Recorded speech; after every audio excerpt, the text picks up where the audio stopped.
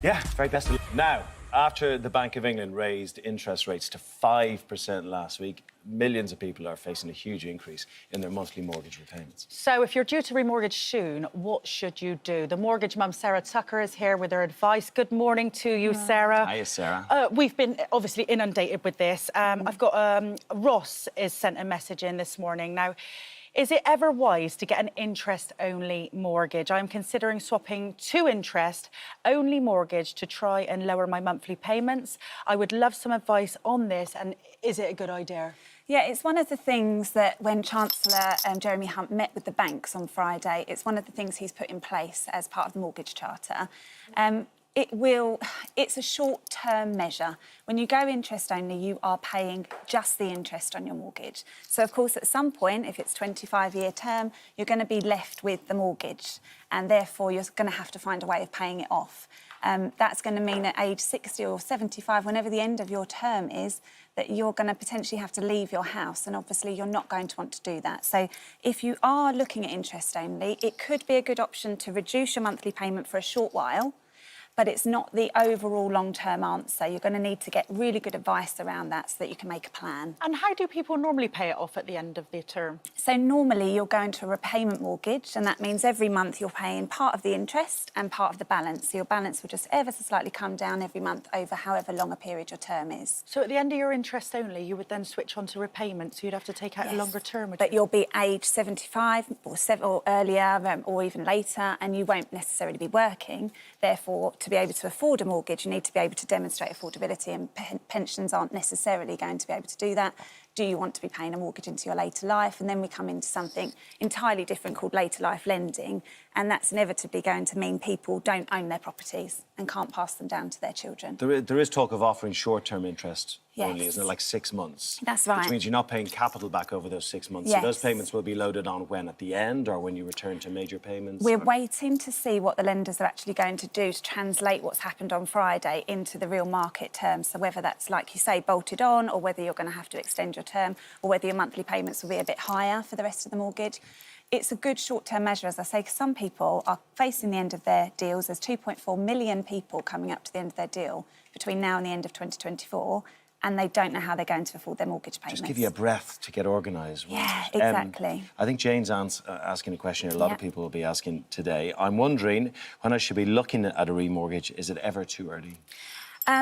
Yes, it can be too early if it's 2 years away. You know, we don't know what rates are going to do. We'd say 6 months before is the perfect time to look. So if your mortgage is coming up from December onwards, it might seem really far away, but look at it now. Speak to your bank, speak to a broker and get advice, and then you really can look at your savings, look at your money, and actually identify what this is going to do for your disposable income. OK. Next up, we've got David. What will happen when my fixed mortgage runs out? So our fixed mortgage is due to run out at the end of July. Right. We have a shared ownership, but our payments are going up significantly, and the rent and the service charge. Now, we are starting to have a real struggle. Is there any alternative help with shared ownership mortgages? We don't know necessarily if it's going to be translated to shared ownership. We're hoping so. It looks like it's going to be a mortgage charter, so hopefully that means all mortgage lenders. What Martin Lewis influenced and what the Chancellor has put in place means that if they are coming to the end of their mortgage in July, so that's next month, so they haven't obviously sorted anything out, they can call their bank. They can say to their bank without any repercussions, I am worried, I cannot pay my mortgage, what do I do? And the bank can give them options now. Whereas before, they might not have called them because they were worried, what if the bank then gives me a bad mark on my credit report? What if they make a note about it? So now people can ring their banks, and that's the real key message here is get advice, speak to your bank, speak to a broker. What do those options look like? Well, at the moment, the three headlines are they can switch to interest only, they can extend their repayment term, and they can change their mind up to 6 months in advance. In practical terms, that's really the most practical help you're going to get. If you are staring at a repossession, they're going to give people an extra 12 months. Now, a year's a long time. A lot can change in a year. I've had a baby in the last year, so, you know, a lot can happen, positively and negatively, but it just gives people time to get their heads around it and to try and hopefully change their situation. That is the real practical things that people can do, but really it's about getting advice and really looking at their situation and asking themselves, what do I realistically have to do here? You've kind of answered this question. We're going to read it from Mark because it's such a stark illustration of the effect of his interest rate rises. I had to read this a couple of times. It's actually shocking. It comes from Mark. My tracker mortgage has gone up from £300 a month to £1,200 a month. He's a single parent. He's really starting to struggle. Is there anything I can do? This is sleepless night stuff. This is terrifying. It is terrifying. It's not just a couple of £100 anymore. You're talking about, like in this case, hundreds and hundreds of pounds, and people don't have it. They have energy bills rising, they have the cost of living rising. Some people just simply do not have the money. He's on a tracker rate, which means every month for the last 13 months, his payment has gone up. So a fixed rate mortgage is, as it sounds, it would secure a rate, however high it might look at the moment, and you know what you're paying for the rest of that fixed rate, so 2 years, 5 years.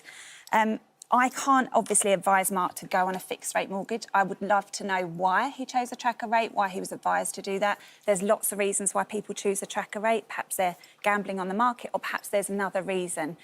Tracker rates don't have early repayment penalties, for example. So if you're planning on moving, you might do that so that you can jump ship quicker. What he needs to do again, ring your bank, ring your broker. You know, really actually look at the options. £300 to £1,200 a month, hopefully. He might be able to go on interest only. He might be able to extend his term if he spoke to his bank. That might help, but it's not going to go back to £300 in all honesty. The problem with a lot of this is, I guess, is that, and we all know this, organising a mortgage or a remortgage or changing the terms is a real hassle. And if you've, I mean, Mark's a single parent, he's busy, dropping kids. I mean, it takes a lot of time to do it. You've got to get all your books together, all like. I can understand why people put it on the long finger, and then you're hit with this. Yeah, I can. And look, nobody wants to... It's on your to-do list. It's not the most exciting thing, let's be honest. And it's not a glamorous thing anymore because you know you're going to be hit with bad news, and some people would rather avoid it for as long as possible, avoid. But it really is the best thing to do. If you speak to a good broker, they'll try and make it easy for you. There's apps to upload your documents on your phone now, so you can do it while you're... You know, I've got 3 children. I know how busy it is to try and do these things, which is why you can take photos of your documents on your phone now. You don't have to sit and, you know, scan them all in. So there's little things, but I'm not going to lie, we do need to see the paperwork, and there's no way around that, to be honest. We've got a message from Sally next. Now, should I wait 6 months before buying a house? My partner and I have finally managed to save enough money to put a deposit down on a house. And with the recent mortgage announcements, we are thinking we should maybe wait 6 months. Is it worth doing this? Are the interest rates the new normal? I think they're a bit higher than the new normal, but I don't know that they're going to come down in 6 months, in all honesty. We don't know what's going to happen. I just want to caveat that. But, you know, in the next 2 years, they might come down. It's always a gamble whenever you get on the property market that you're hitting it at the wrong time. But the property market is cyclical. It goes around. You know, what comes up must come down eventually. And if you're in it for the long run, which you should be, you know, if you're buying and selling property at the same time, it's always going to be relative. It's really about, can that person afford it at the current rates, and how desperate are they to get on the property ladder right now? And that requires a conversation one-on-one. It's a kind of a crucial time as well if you think you want to sell, because I guess when interest rates go up, demand goes down, property prices fall. So if you're thinking, actually, the mortgage is going up, I'm going to bail, you probably need to do it quite soon, do you? Yes. And well, the thing is, it depends if you're selling and then buying again, because then it's relative, isn't it? You might get a cheaper house, but you're going to sell at a cheaper amount. So if you're selling to just exit out of the property market, you're not going to get the best value for your money. Give me heartburn, this conversation. It gives me palpitations. Honestly. We do it all day, every day. It's very difficult. Just quickly on this one from Catherine. If I can, shall I pay off my whole mortgage? So I have the money to pay off the mortgage. Do I pay all the mortgage off in one lump sum?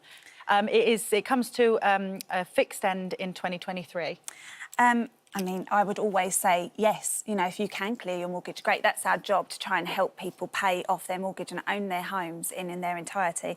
And not many people are in that position. But yes, just make sure you don't do it before your early repayment charge runs out, because people think, if I won the lottery, I'll pay off my mortgage. But actually, they get charged an early repayment penalty if they pay too much off. It's normally on your mortgage offer. It's normally to max of 10%. So she's going to need to wait. But yes, if you can do. Banks like mortgages, right? Yes, they make them a lot of money. Yeah, they do. Thank you, Sarah. That was brilliant. Thank you. Thank you.